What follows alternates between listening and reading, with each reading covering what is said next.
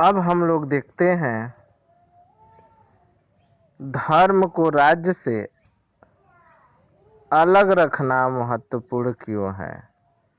अभी हम लोगों ने पढ़ा कि हमारा जो देश है इसका अपना धर्म नहीं है, इसी कारण हमारे देश को धर्मनिरपेक्ष कहा जाता है। तो हम लोगों को ये भी जानना जरूरी हो गया कि धर्म को राज्य से अलग रखना जरूरी क्यों है। तो हम लोगों ने जैसे अभी पीछे अध्ययन किया है कि सबसे महत्वपूर्ण धर्मनिरपेक्षता का जो पहलू है, धर्म को राजनीति से अलग करना है। एक लोकतांत्रिक देश, देखिए लोकतंत्र में हम लोग जानते हैं कि जनता अपना सरकार चुनती है और जिसकी संख्या ज़्यादा होती है, यानी जिस पार्टी को ज़्यादा बहुमत मिलता है उसकी सरकार बनती है। हम लोग जान रहे हैं ये प्रजातंत्र का नियम है। और हम लोग ये भी जानते हैं कि कोई भी देश हो, चाहे भारत हो, अमेरिका हो, कोई भी देश हो, ऐसा नहीं है कि वहाँ सभी धर्मों के लोग समान रूप से हो, संख्या उनकी समान हो। किसी देश में हिंदू ज़्यादा है तो किसी देश में मुसलमान ज़्यादा हैं, किसी देश में ईसाई ज़्यादा हैं। समझ रहे हैं। तो अगर चुनाव हुआ, मान लीजिए अगर हम भारत की बात करें, अगर चुनाव हुआ तो यहाँ की संख्या में भारत देश में हिंदू लोग ज़्यादा रहते हैं। तो जब सरकार बनेगी तो हिंदू धर्म को मानने वाले की बन गई। अब हिंदू धर्म वाले क्या करेंगे, अगर धर्मनिरपेक्ष न रहे, धर्म और राजनीति एक रहें, अलग न रहें, तो हिंदू क्या करेंगे, आर्थिक रूप से, सामाजिक रूप से जो अल्पसंख्यक हैं, जिन संख्या कम है, जैसे भारत में ईसाई हो गए, बौद्ध हो गए, इनका शोषण करने लगेंगे, उनके साथ भेदभाव होने लगेगा। और हम लोग जानते हैं समानता जो प्रजातंत्र का आधार होती है, लोकतंत्र का आधार होता है। लेकिन जब बहुसंख्यक हिंदू धर्म अन्य धर्मों का शोषण करने लगेगा तो वहाँ समानता नहीं रह जाएगी, और जहाँ समानता नहीं है वहाँ लोकतंत्र रह जाएगा, नहीं रह पाएगा। तो इस तरह से लोकतांत्रिक व्यवस्था को बनाए रखने के लिए धर्म का राजनीति से अलग होना बहुत ज़रूरी था। और इसीलिए हमारे देश के संविधान निर्माताओं ने दूरदर्शिता का परिचय दिया। अब देखिए, थोड़ा सा सोचने वाली बात यह है कि अगर हमारे देश में अन्य धर्म के लोगों के साथ भेदभाव किया जाएगा तो अन्य देश में भी तो हिंदू होंगे, तो वहाँ पे हिंदुओं के साथ भेदभाव किया जाएगा। पाकिस्तान में मुसलमानों की संख्या ज़्यादा है तो वहाँ ईसाइयों के साथ भेदभाव किया जाएगा। तो जो अमेरिका है, इंग्लैंड है, जहाँ पे मुसलमानों की संख्या कम है तो वहाँ पे उनके साथ भेदभाव किया जाएगा। तो प्रजातंत्र का मूल जो सिद्धांत है समानता, वो समाप्त हो जाएगा। इसीलिए धर्म को राजनीति से अलग बनाया गया है। चलिए देखते हैं हम लोग, जो लोकतंत्र होता है, यहाँ पे एक धर्म को, अपने धर्म को मानने वाले लोगों को अपने धर्म का प्रचार प्रसार करने की भी छूट होती है। मान लीजिए किसी धर्म को मानने वाले लोग, हम भारत की अगर बात करें तो भारत में अछूतों की बात करें, हिंदू धर्म के लोग थे, हिंदू धर्म वो भी मानते थे, लेकिन उनके साथ अछूतों जैसा व्यवहार किया जाता था। अब लोकतंत्र में व्यक्ति अपना धर्म बदल सकता है। एक धर्म में उसको अगर समस्या हो रही है धर्म को मानने में, तो वो उस धर्म को छोड़ करके दूसरा धर्म अपना सकता है। तो यही लोकतंत्र में हुआ। हमारे देश में जो अछूत थे उनके साथ जब भेदभाव होने लगा तो वो लोग क्या किए, धीरे धीरे अपना धर्म बदल दिए। कोई बौद्ध हो गया तो कोई जैन हो गया तो कोई ईसाई धर्म को मानने लगा। लेकिन सोचने वाली बात यहाँ पे ये है कि मान लीजिए अगर भारत देश हिंदू धर्म वाला रहता तो क्या वो जो उस समस्या से गुजर रहे थे, छुआछूत की भावना से गुजर रहे थे, धर्म बदलने की आज़ादी नहीं रहती तो क्या वो लोग अपने धर्म को बदल पाते? नहीं बदल पाते। तो ये समस्या होती। इसलिए प्रजातंत्र में धर्मनिरपेक्षता का होना बहुत ही जरूरी है। राज्य सत्ता पर नियंत्रण रखने वाले ऐसे सदस्य कहेंगे कि हिंदुत्व की केवल एक ही व्याख्या होती है और उसकी कोई और व्याख्या करने का तुम्हें अधिकार नहीं है। अगर हमारा देश हिंदू धर्म वाला होता तब। इसलिए हमारे देश को या किसी भी देश को जो लोकतांत्रिक देश है ज़्यादातर, वहाँ पे धर्मनिरपेक्षता की व्यवस्था को अपनाया गया है। देखिए एक बच्चे ने कितनी अच्छी तरीके से अपने भारत की स्थिति की व्याख्या की है। हम साथ साथ हैं, हिंदू हो, मुसलमान हो, सिख हो, ईसाई हो, हमारे देश में यही व्यवस्था है। सबसे पहले हम भारत के लोग हैं, फिर विभिन्न धर्म के मानने वाले लोग हैं। आपके किताब में एक उदाहरण दिया गया है। एक विद्यालय है जहाँ के बच्चे धार्मिक त्यौहार मनाना चाहते हैं।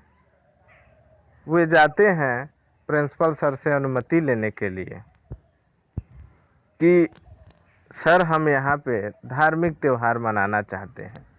जो प्रिंसिपल सर हैं वो कहते हैं बेटा ये विद्यालय है और विद्यालय सरकार ने बनाया है और सरकारी चीज़ जहाँ पर भी होंगे वो सभी धर्मों के लिए होंगे। यानी किसी एक धर्म से संबंधित त्यौहार को हम विद्यालय में नहीं मना सकते हैं। उन्होंने सीधा सीधा मना कर दिया।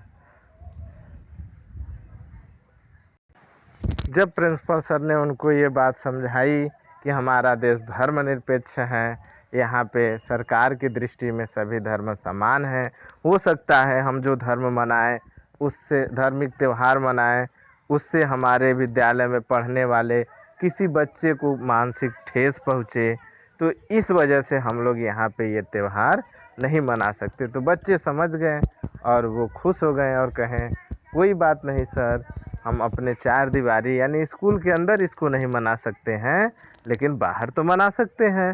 तो टीचर ने कहा हाँ बेटा बाहर आप आराम से मना सकते हैं।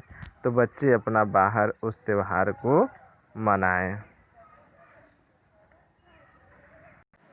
अब देखिए धार्मिक वर्चस्व को रोकने के लिए भारतीय धर्मनिरपेक्षता का दूसरा तरीका है अहस्तक्षेप की नीति।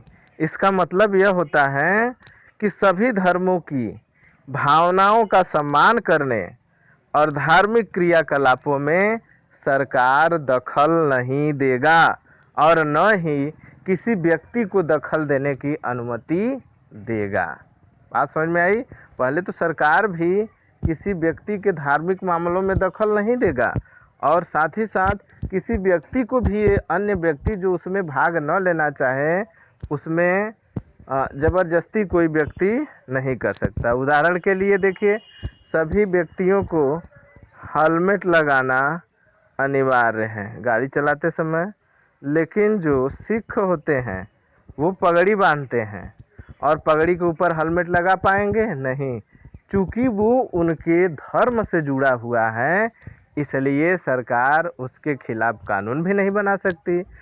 परिणाम ये है कि जो ईसाई सिख धर्म है जो पगड़ी बांधते हैं उनको हेलमेट लगाने से छूट है। और साथ ही साथ एक चीज़ हम और देखेंगे कि जो व्यक्ति ईसाई धर्म को मानता है सिख धर्म को मानता है वो एक छोटा सा चाकू भी अपने पास रखता है, कटार जिसको कहा जाता है, वो उनके धर्म में है।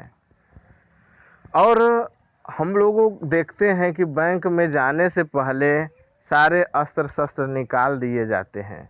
मेट्रो स्टेशन पे ट्रेन में बैठने से पहले कोई भी अस्त्र शस्त्र आप लेकर के नहीं जा सकते हैं। लेकिन इस सिख धर्म वालों को धर्म से जुड़ा होने के कारण उनको वो चीज़ ले जाने के लिए छूट मिलती है। तो इस आधार पे हम कह सकते हैं कि सरकार, सीधे उदाहरण से आपको समझ जाना चाहिए कि सरकार उसके धार्मिक मामलों में कोई भी हस्तक्षेप नहीं कर रही है। और जो कानून भी बना रही है वो अगर उसके किसी के धर्म को प्रभावित करता है, धार्मिक भावना को प्रभावित करता है, तो वहाँ उस कानून को लागू नहीं करती है। धार्मिक वर्चस्व को रोकने के लिए भारतीय धर्मनिरपेक्षता का तीसरा तरीका हस्तक्षेप का तरीका है। इस अध्याय में पीछे आप छुआछूत के बारे में पढ़ चुके हैं। हम लोग जान रहे हैं, छुआछूत के बारे में भी पढ़ाए थे कि भारत में अगर छुआछूत को जो हिंदू धर्म के कमज़ोर लोग हैं उनके साथ छुआछूत की भावना, छुआछूत वाला व्यवहार किया जाता है। इस बात पर का उपयुक्त उदाहरण की है कि एक तरह ही धर्म के लोग अपने ही धर्म के अन्य सदस्यों, निचली जातियों को दबाते हैं। धर्म के नाम पर अलग थलग करने और भेदभाव को रोकने के लिए भी भारतीय संविधान ने छुआछूत पर पाबंदी लगा दी है, अनुच्छेद 17 के ही अनुसार।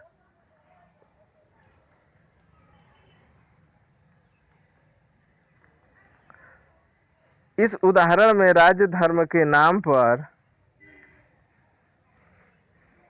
अलग थलग करने और भेदभाव को बढ़ावा देने वाली उस प्रथा को खत्म करने में हस्तक्षेप कर रहा है। एक जगह तो हम लोग लिखे हैं कि राज्य हस्तक्षेप नहीं करेगा, लेकिन दूसरी जगह जहां किसी व्यक्ति को समस्या हो रही है वहां पर हस्तक्षेप करता है। राज्य का हस्तक्षेप सहायता के रूप में भी हो सकता है। भारतीय संविधान धार्मिक समुदायों को अपने स्कूल और कॉलेजों को खोलने का अधिकार देता है और गैर प्राथमिकता के आधार पर राज्य से उन्हें सीमित आर्थिक सहायता भी मिलती है। मतलब कोई धर्म के लोग हैं और अपने धर्म को हिसाब से स्कूल को चलाना चाह रहे हैं तो हमारी सरकार उसमें उनको सहयोग भी देती है। भारतीय धर्मनिरपेक्षता दूसरे लोकतांत्रिक देशों की धर्मनिरपेक्षता से किस तरह अलग है। देखिए, हम बताएं कि अन्य देश भी धर्मनिरपेक्ष हैं, जो लोकतंत्र देश हैं वो धर्मनिरपेक्ष अधिकांशतः होते हैं। तो हमारा देश अन्य देशों की धर्मनिरपेक्षता से किस तरह अलग है, इसको जानने की कोशिश करते हैं। ऊपर दिए गए तीनों उद्देश्य दुनिया के अन्य धर्मनिरपेक्ष लोकतांत्रिक देशों के संविधानों में दिए गए उद्देश्य से मिलते जुलते हैं। अमेरिकी संविधान में हुए पहले संविधान संशोधन के जरिए विधायिका को ऐसे कानून बनाने से रोक दिया गया है जो धार्मिक संस्थानों का पक्ष लेते हों या धार्मिक स्वतंत्रता को रोकते हों। इसका मतलब है कि विधायिका किसी भी धर्म को राजकीय धर्म घोषित नहीं कर सकती। ये अमेरिका की बात है। न ही विधायिका किसी एक धर्म को ज़्यादा प्राथमिकता दे सकती है।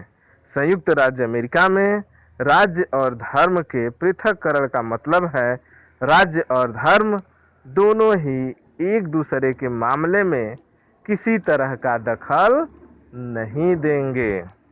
शायद आप समझ गए होंगे कि भारतीय धर्मनिरपेक्षता और अमेरिकी धर्मनिरपेक्षता के बीच एक अहम फर्क है।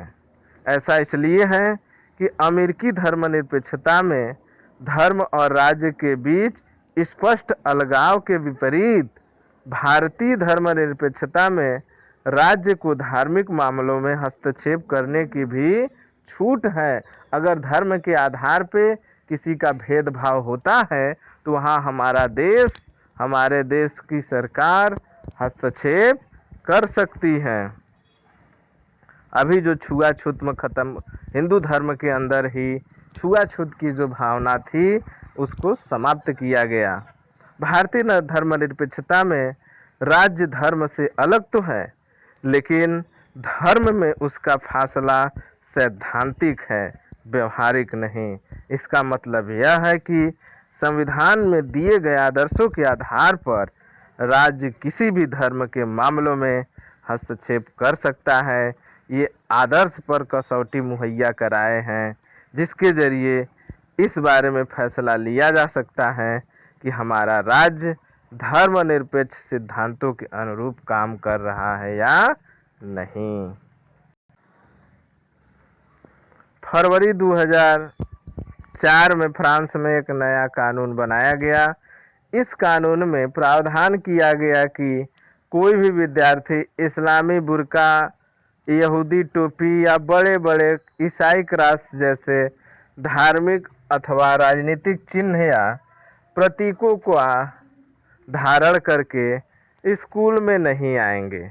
फ्रांस में रहने वाले उन अप्रवासियों ने इस कानून का काफ़ी विरोध किया।